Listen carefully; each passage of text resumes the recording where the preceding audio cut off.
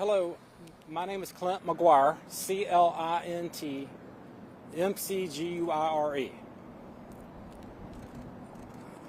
I'm an attorney for 7 of the plaintiffs in this case. There's a couple of reasons why we are having this press conference. The first is that after this case settled, there was a press release that was put out by Lucky Gunner that says some things that we want to clarify. The first thing is that they issued a press release saying that this case was dismissed and then settled. And the truth of the matter is the case was settled and then dismissed. And that's how 99.99% of the cases in Texas, that's the course for what happens. The second thing is that in this press release that Lucky Gunner did, they suggested that they were attacked by Everytown Law, who was put up to this and was funded by Michael Bloomberg. This case was not funded by Michael Bloomberg, and while we did, in this case, have the pleasure of working with Everytown, and they were a very vital part of our team, this case was filed by me to start off with. And my wife and I funded this case. Our kids were at the school, my son and daughter, when this shooting happened. And so we felt like it was the right thing to do to get involved in this case. And then we have some very other fine lawyers, Sherry and Lewis Chandler, Alton Todd, Larry and Tyler Tilka, Daryl Atfel, Blake Atfel. Have I got everybody in there? I think that's and then our friends from Everytown. They were involved in this case. And so the case has come to a conclusion. The case has settled, as in the news. We are very pleased to announce that Lucky Gunner, which is an online ammunition seller, has agreed to perform age verification of ammunition sales throughout the United States, including Texas. And if the person or the purchaser, if their age cannot be verified or they're not 21 years old, they are declining the transaction. And we're very excited about that. And one of the other things that we wanted to accomplish, since we're having this press conference, is to bring attention to the fact and ask our governor and our attorney general and our lieutenant governor to do something. And that is, in the state of Texas, while there is a law saying that you have to be 18 or older to acquire and possess handgun ammunition, there is no law requiring proof of age when you acquire the ammunition. So if you are going to buy tobacco products, there is a law in the state of Texas that says that for each retailer, they have to verify proof of age for anyone under the age of 30. There are penalties associated if they wind up selling tobacco products to someone under the age of 21. There is no good reason why there is not a law in the state of Texas that requires ammunition sellers, whether they're brick and mortar or whether they're online stores, to require proof of age before they sell ammunition. Those are the comments that I'm going to make. I want to turn it over to Scott Rice. He's going to make a few comments, and then maybe Rhonda Hart is going to make a few comments, and then we'll answer if anyone has any questions. Thank you all very much. Hello, my name is Scott Rice, S-C-O-T-R-I-C-E. I'm here with my wife, Flo, F-L-O. Thank you for coming. Flo was shot 6 times here at Santa Fe High School on May 18, 2018. Today is a huge milestone for us all. Ever since that day, we've been working to make schools safer and to hopefully prevent another school shooting. and by doing so, saving other families from going through what we have endured. It was just last week that we received the news that our shooter would remain in the mental hospital in North Texas for another year. This was not a huge shock to us, but it was another time that the Band-Aid was ripped off and salt was poured in the wound. Nearly 5 years have gone by with no hope of ever going to trial. 5 years for families that lost a loved one, and 5 years that the survivors like Flo have no answers. They don't have autopsy reports as to how their loved one died or how long they waited for help to come. Also, we don't know what went wrong and what could have been done to fix this. This is because all the evidence is sealed until we have a trial, which may never come in this case. There's a bill right now presented by our Senator, Mays Middleton, that would allow the loved ones or survivors of a murder or attempted murder to see the evidence of the crime without tainting the prosecution's case. This bill is number SB 435, and we thank you for writing it, and we wholeheartedly support it. The reason we're here today is to set the record straight. This lawsuit was brought by families and survivors of the Santa Fe mass shooting. It was not brought by Michael Bloomberg or Everytown Law. Everytown Law did provide crucial work and support for our litigation team, and we're thankful for that. This is not an anti-gun or Second Amendment issue for us. Many of us, including myself, are gun owners. This is about accountability. This is groundbreaking, first-of-the-kind agreement. The Santa Fe shooter was able to go online and purchase ammunition from Lucky Gunner, even though at the time he was 17 and was not legally entitled to have it. This case was up against insurmountable odds, and this agreement is a testament to our great team, especially Clint McGuire, who started this whole thing and got all the information that was needed to prosecute this or to move it forward so that we could get to this point. Now, Lucky Gunner has put in place a system to maintain an age verification system at the point of sale on all ammunition. We are now calling on all other online ammunition sellers to follow suit and implement their own age verification system. We're also calling on the governor, just like Clint mentioned, and Lieutenant Governor, our state legislators, to take note and make it a Texas law that any company doing business in Texas selling online ammunition must verify the purchaser's age. Thank you for your time.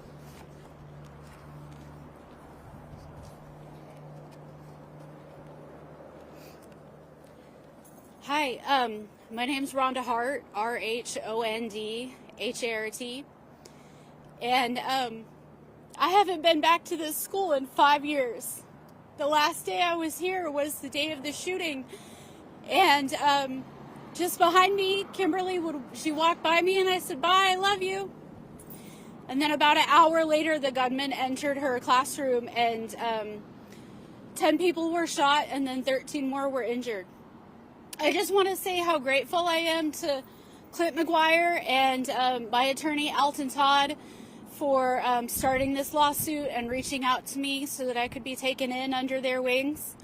I always like to say support the locals, and this is totally the case. I'm grateful that Lucky Gunner has had a change of heart and has changed their policy. If they had made changes like this in the past, Santa Fe would not have happened. And again, I'm just grateful for all of the amazing folks that we have back here and all the support that I've gotten recently. So thank you very much.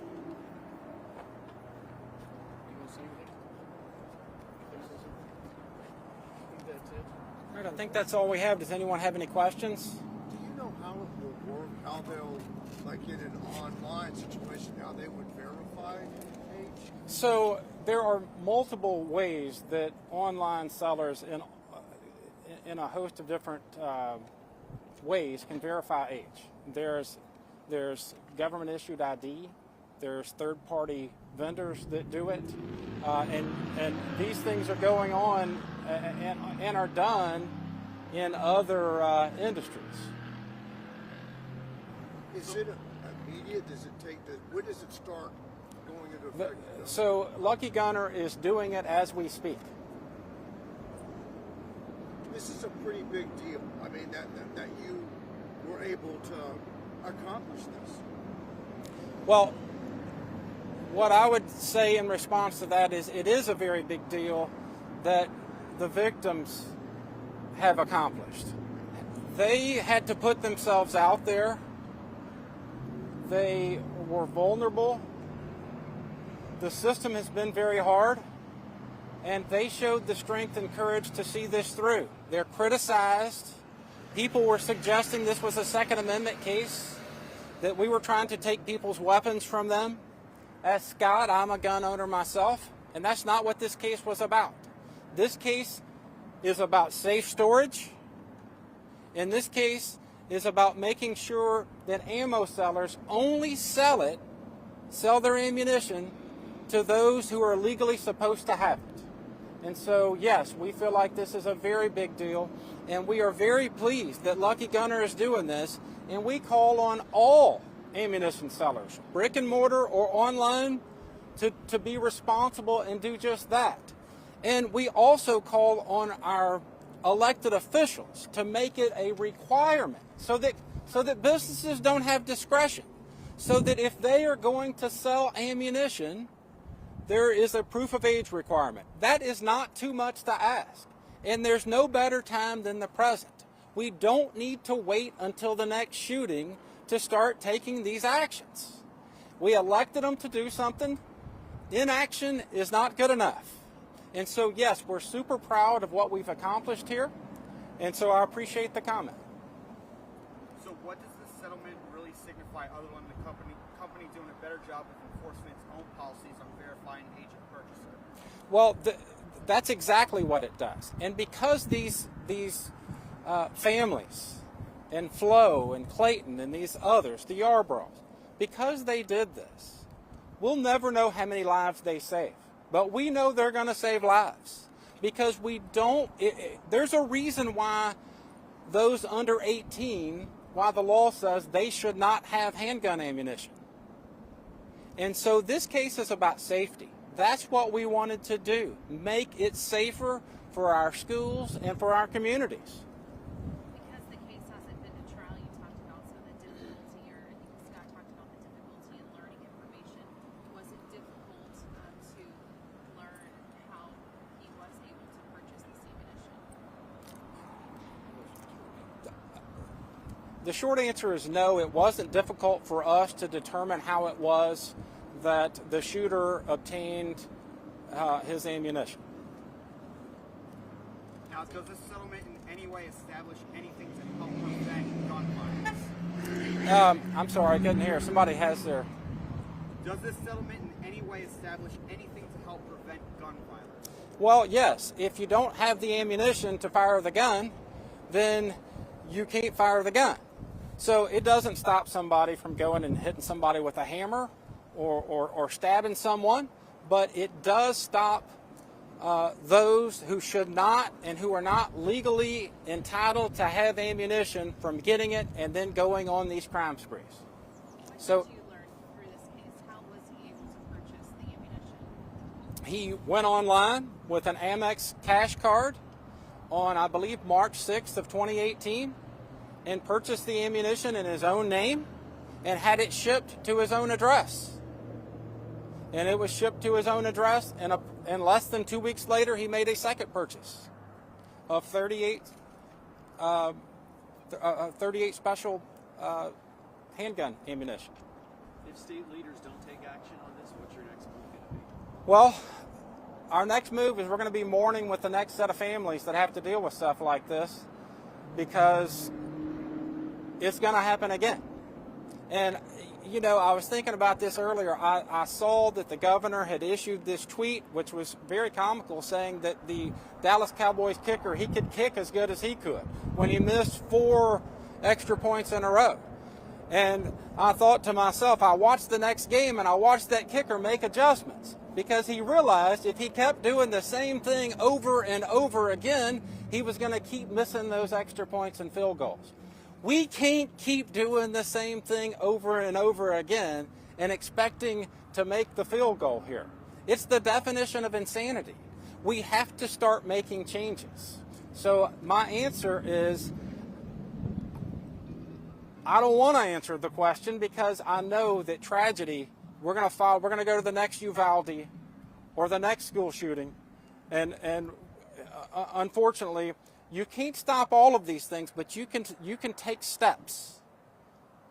Rome wasn't built in a day, and we have to start taking some action. We already have a law on the books that says it's illegal to sell to an 18-year-old or less than 18, or for an 18-year-old or less, actually, so 17 or younger, to sell or possess handgun ammunition. We need a law that puts teeth behind making sure they don't get it, just like with tobacco products. Scott, you had mentioned 5 years. It's been 5 years. I mean, you still don't really see justice in the foreseeable future. I mean, how do you kind of keep going through something like that? That's really hard. It has been a long road, you know, and you've interviewed us before. You know that we're always out there working hard because we didn't want Uvalde to happen. We worked hard 4 years ago for SB 11 to be passed, and when we found out it didn't have any teeth, you know, to hold anybody responsible for the laws, we believe if they had done their work, then Uvalde would never have happened. The Senate bill that you mentioned, what exactly would that do? Do you know? So it's retroactive to back in time and to current, that people like us and any other survivor, like your child was killed in a murder and it's tied up in court for years, you can actually go to the district attorney, see all the videos, see the body camera video, and see all the evidence, but it doesn't become public knowledge, like you guys wouldn't be entitled to it, and it doesn't have anything to do jury tampering or anything like that. So, what would that kind of do for you and other victims? well, not for Flo per se, but for the other parents who lost their child that don't have any of the records of what the last moments were of their life, and did they suffer, you know, what time did they die, and they don't have any information. How did the shooter get in the school, and how long did it take for the whole thing to transpire? There's just no information for us. You get some answers. And with those answers, we can also change school safety. Maybe we should learn from this, right? And keep things from happening like Uvalde. Thank you. Thank you all so much. With this settled, what other lawsuits are any of you a part of? What's their status? Well, I guess as a plaintiff's lawyer, I'm involved in a bunch of lawsuits, but specific to the gun industry and ammunition sellers, I'm not involved in any. I got involved in this case because my kids were at the school. So a couple more things. First, Alton and Clint, is there any possibility you would represent these families to get some information such as the autopsy reports being available for the family? Oh, certainly, and we'll do anything for any of these families that we can. Now, for the families, what are y'all doing collectively or individually to see the case come to trial? Okay, so hi, Rhonda again. I kind of want to expand on your question about the autopsy reports. A few weeks, maybe it was a month after my funeral, I asked my funeral director, I said, hey, could you, you had prepared my child for her burial. Could you tell me like what her injuries were? And he said, Rhonda, you don't want to hear that from me. And, God bless Mr. Crowder at Crowder Funeral Home. And so I wrote a letter to the medical examiner and I asked for the official report.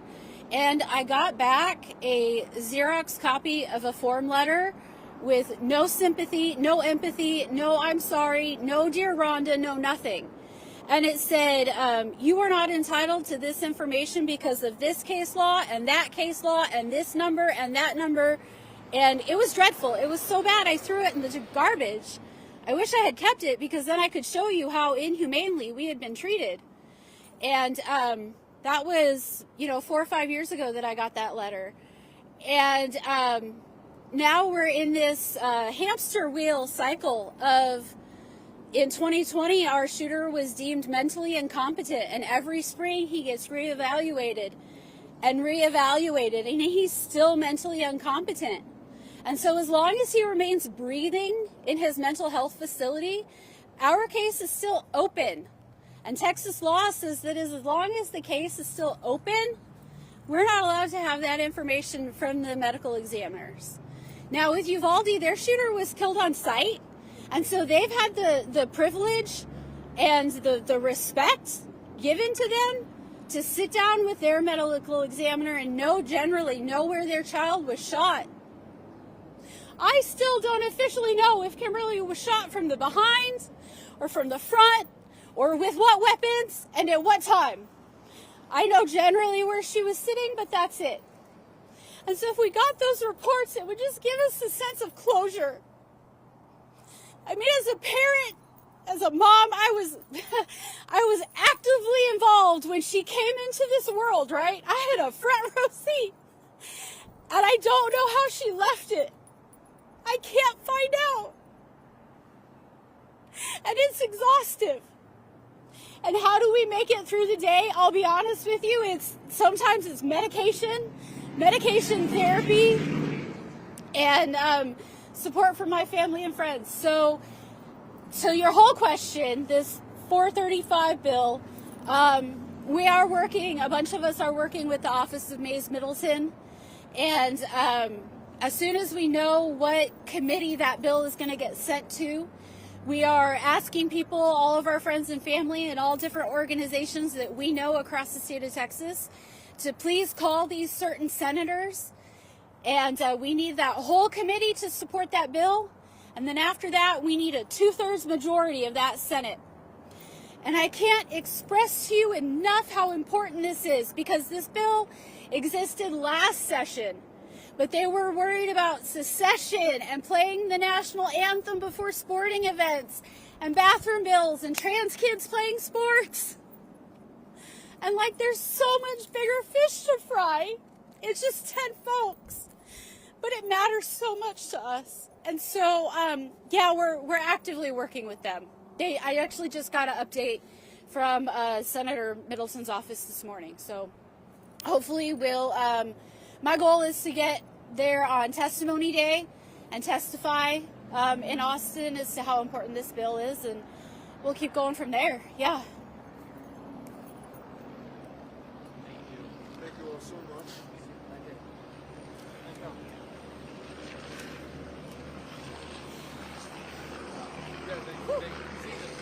It's an ice cream.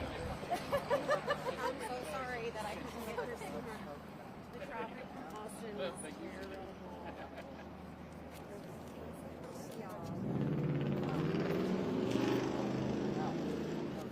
Go team.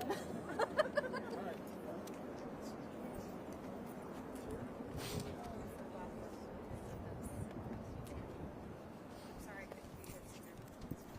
Drive from Austin is terrible. Where I'm at for a reason. I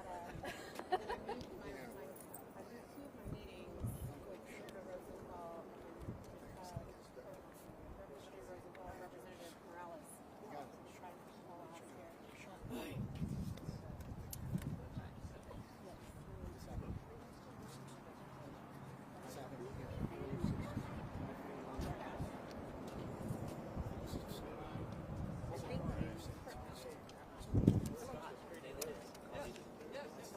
I'm dashing to you guys just to get